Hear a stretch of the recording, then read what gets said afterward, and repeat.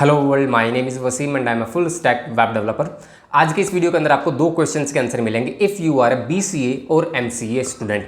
Number one, BCA and MCA students को product based companies में कोई जॉब अपॉर्चुनिटी क्यों नहीं मिलती। Number two, just opposite to that, product based companies में आपको अपॉर्चुनिटी कैसे मिल सकती है। Okay, so without wasting more time, let's get started.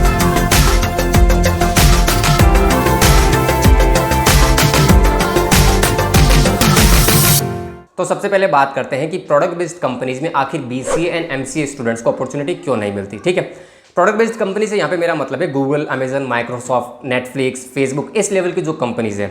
और अभी इंडिया में रिसेंटली 100 यूनिकॉर्न स्टार्टअप्स भी हो चुके हैं। तो कह सकते हैं कि जो अपॉर्चुनिटीज़ है ना प्रोडक्ट बेस्ड कंपनीज में, वो काफ़ी ज़्यादा है। ठीक है, तो इस वीडियो को देखने के बाद ना एक अंडरस्टैंडिंग अच्छे से हो जाएगी तुम लोगों को कि हाँ, हम भी प्रोडक्ट बेस्ड कंपनीज में कैसे जा सकते हैं। हालांकि मैं सेकंड क्वेश्चन के आंसर में वो बताऊंगा। ठीक है, तो देखो इस वीडियो को ना चाहो तो 1.5x पर देख लो या फिर 2x पर देख लो, बिकॉज समझना ज़रूरी है। बाद में यार तुम लोग वीडियो पूरी देखते नहीं हो और कमेंट में वही क्वेश्चंस करते हो जो मैं इस वीडियो के अंदर कन्वे करने वाला हूँ। तो यार दो बार तो मैं दे नहीं सकता ना आंसर, वीडियो अच्छे से देख लेना। ठीक है, तो सबसे पहले बात करते हैं क्वेश्चन नंबर 1 के बारे में। इसमें देखो जितना मैंने एक्सपीरियंस किया है ना, मुझे ये फील हुआ है कि स्टूडेंट्स में दो चीज़ों की कमी होती है। एक तो क्लैरिटी नहीं होती कि बीसीए क्यों कर रहे हैं, और सेकंड होता है एंड गोल। उनका कोई एंड गोल ही नहीं होता। ठीक है, अब देखो होता क्या है ना कि जब हम बीसीए करने जाते हैं, एमसीए तो बाद की बात है, हमें क्लियरिटी नहीं है, हम 12th पास आउट करते हैं। इसमें देखो जो लोग बीसीए करने जाते हैं ना, क्लियरिटी कैसे नहीं होती। कई लोग तो बस चले जाते हैं बीसीए करने ऐसे ही, क्योंकि उनको कुछ समझ नहीं होती।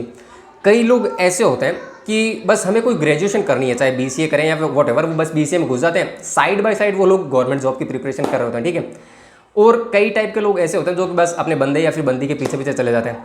ये जितने भी एग्जांपल्स मैं दे रहा हूँ ना, ये रियल लाइफ में मैंने एक्सपीरियंस किए हैं। जब मैंने 2009 के अंदर बीसीए में एडमिशन लिया था ना, तो इस टाइप के स्टूडेंट्स भर के थे मेरे साथ में। ठीक है, और मेरे ख्याल से ये कुछ एग्जाम्पल्स मैंने दे दिए, और अभी तो 2022 चल रहा है, तो आई बिलीव कि आप काफ़ी सारे और एग्जाम्पल्स भी देख सकते हो अपने आसपास। तो कहने का मेरा मतलब यही है कि देखो मोस्ट ऑफ द जो स्टूडेंट्स होते हैं ना, कह सकते हैं 90% स्टूडेंट्स, उनको ये क्लैरिटी ही नहीं होती और ना ही उनका कोई एंड गोल होता है कि हाँ हम बीसीए कर रहे हैं और बीसीए के बाद हमें ये करना है। तो देखो इसमें कोई गलत बात नहीं है, सब कुछ आप पहले से नहीं सीख के आ सकते। बट ये जो 3 साल का टाइम है ड्यूरिंग योर बीसीए, 3 साल का टाइम काफ़ी होता है किसी भी चीज़ को समझने के लिए, किसी भी चीज़ का नॉलेज गेन करने के लिए। तो इन 3 सालों में तो डिसाइड कर लो कि हाँ मैं बीसीए अभी कर रहा हूँ, बीसीए के बाद मुझे किस फील्ड में अपना करियर बिल्डअप करना है। बेसिकली जो आईटी इंडस्ट्री है ना, वो बहुत बूमिंग इंडस्ट्री है। यहाँ पे variety of career options available है। मैंने आई गेस प्रीवियस वीडियोज़ के अंदर आपको बताया भी है। तो इन 3 सालों में डिसाइड करो, एक एंड गोल डिसाइड करो कि हाँ मुझे बीसीए के बाद एमसीए में जाना है या फिर करियर बिल्ड करना है, तो किस फील्ड में करना है। राइट, और देखो ये जो पॉइंट्स मैं बता रहा हूँ ना, क्लियरिटी और एंड गोल, ये आपको गूगल पे नहीं मिलेंगे। ये मैं अपने पर्सनल एक्सपीरियंस से शेयर कर रहा हूँ, तो इनको गूगल पर सर्च करके टाइम वेस्ट मत करना। और कहीं ना कहीं टाइम के साथ तुम लोग खुद भी देख लोगे कि हाँ यही प्रॉब्लम्स होती है स्टूडेंट्स के साथ भी। अब बात करते हैं क्वेश्चन नंबर 2 के बारे में कि आप प्रोडक्ट बेस्ड कंपनीज में कैसे जा सकते हैं। तो देखो जनरली जो प्लेसमेंट होती है ना, वो 2 तरीके से होती है। एक तो होती है ऑन कैंपस प्लेसमेंट और एक होती है ऑफ कैंपस प्लेसमेंट। मैं यहाँ पर आपको ऑफ कैंपस प्लेसमेंट के लिए ही सजेस्ट करूँगा, बिकॉज देखो सीधी सी बात है, हर एक कंपनी हर एक कॉलेज में आ नहीं सकती ऑन कैंपस प्लेसमेंट के लिए।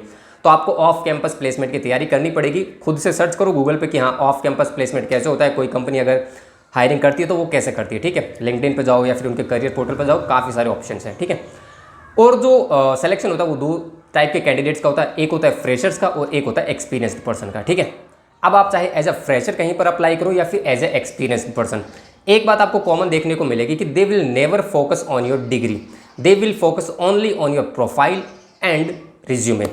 तो कहने का मतलब यही है कि जो आपके प्रोफाइल और रिज्यूमे है ना, वो इतना अपीलिंग होना चाहिए कि जो रिक्रूटर है उसका जो नेक्स्ट काम है ना, वो यही होना चाहिए। आपका अगर रिज्यूमे देख लेना तो आपको एट दैट मोमेंट ही कॉल आ जाए इंटरव्यू के लिए। ठीक है, अब ये होगा कैसे, ऐसे तो हो नहीं जाएगा। तो इसके लिए आपको काम करना पड़ेगा अपनी स्किल्स पे, स्किल्स को डेवलप करना पड़ेगा। अब स्किल्स डेवलप करोगे तो उनको शोकेस कैसे करोगे, उनको आपको शोकेस करना पड़ेगा प्रोजेक्ट से। अगर फॉर एग्जांपल आप डीएसए में स्ट्रॉन्ग है, ठीक है, तो आपको डीएसए से रिलेटेड प्रोजेक्ट्स बनाने पड़ेंगे। सीपी में स्ट्रॉन्ग है तो सीपी से रिलेटेड बनाने पड़ेंगे। ठीक है, जावा, सी प्लस प्लस, पाइथन, जिस भी टेक स्टैक पे आप काम कर रहे हो तो उनको एग्जीक्यूट भी करना पड़ेगा। कहने का मतलब दिखाना पड़ेगा ना लोगों को यार कि हाँ मेरे को ये टेक्नोलॉजी आती है, मैंने इन पे ये काम किया है। अदरवाइज खाली रिज्यूमे से थोड़ी ना पता चलेगा कि हाँ आपने उसमें मेंशन कर दिया I am expert in DSC, system design या फिर पाइथन, तो क्या सीधे आपके पास कॉल आ जाएगी? नहीं। उन स्किल्स को आपको शोकेस करना पड़ेगा वाया प्रोजेक्ट्स, ताकि रिक्रूटर आपके प्रोजेक्ट्स को देख पाए, है ना। गिटहब पे या फिर कहीं पे भी पब्लिश करो, उन प्रोजेक्ट्स को पब्लिश करो और उनको अपने CV में मेंशन करो, रिज्यूमे में आई मीन, ताकि रिक्रूटर उनको देखे और नेक्स्ट काम उसको आपका कॉल करने को, राइट। अच्छा, अब लास्ट में ये भी बता देता हूँ कि जो प्रोडक्ट बेस्ड कंपनीज है ना, उनका मेन फोकस होता है किन सब्जेक्ट्स पर, DSA, सिस्टम डिज़ाइन और कहीं ना कहीं कॉम्पिटिटिव प्रोग्रामिंग पर भी, ठीक है। ऐसा नहीं कि 3 ही फिक्स है, because company to company depend करता है। कई कंपनी हो सकता है DSA पे ज़्यादा फोकस करे, कई हो सकती है सिस्टम डिज़ाइन पर ज़्यादा फोकस करे, तो वो थोड़ा बहुत आपको देखना पड़ेगा। और अगर आप फ्रेशर हैं, एज अ फ्रेशर अप्लाई करें, तो आपको इनके साथ साथ नेटवर्किंग, ऑपरेटिंग सिस्टम, कह सकते हैं डेटाबेस, इन सब पर भी कमांड करनी पड़ेगी, ठीक है। कमांड नहीं, बहुत अच्छे लेवल पर स्किल डेवलप करनी पड़ेगी इन सब पर, ठीक है।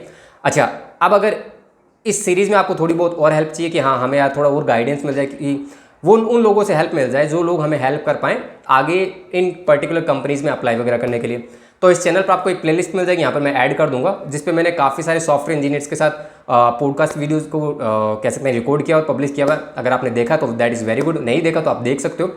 बेसिकली वो लोग जो कि गूगल, अमेजन, माइक्रोसॉफ्ट इन जगहों पे काम कर रहे हैं या फिर जस्ट उनकी हायरिंग हुई है, उन लोगों को मैंने इन्वाइट किया, तो फ्यूचर में करता भी रहूँगा। तो आप देख सकते हैं, उन लोगों के साथ लिंक्डइन वगैरह पे कनेक्ट भी कर सकते हैं, उनसे बात कर सकते हैं कि उनका एक्सपीरियंस कैसा रहा, और वो लोग आपको रेफर भी कर सकते हैं, ठीक है। So that's it for this video. अब अगर वीडियो में मेरे साथ अभी तक बने हुए हो मेरे दोस्त, तो ज़्यादा से ज़्यादा वीडियो को लाइक जरूर कर देना। चैनल को अगर सब्सक्राइब नहीं किया मेरे भाई, तो सोचो मत यार, चैनल को सब्सक्राइब भी कर लो, because it motivates me. Instagram और लिंक्डइन में भी अपना सपोर्ट दिखा सकते हो, वहाँ पर भी फॉलो कर लो, और किसी भी टाइप का कोई क्वेश्चन या फिर क्वेरी हो तो वहीं DM कर दो, एज सुन एज पॉसिबल मैं रिप्लाई भी कर दूँगा, ठीक है। तो चलो फिर मिलते हैं नेक्स्ट वीडियो के अंदर। Till then bye bye.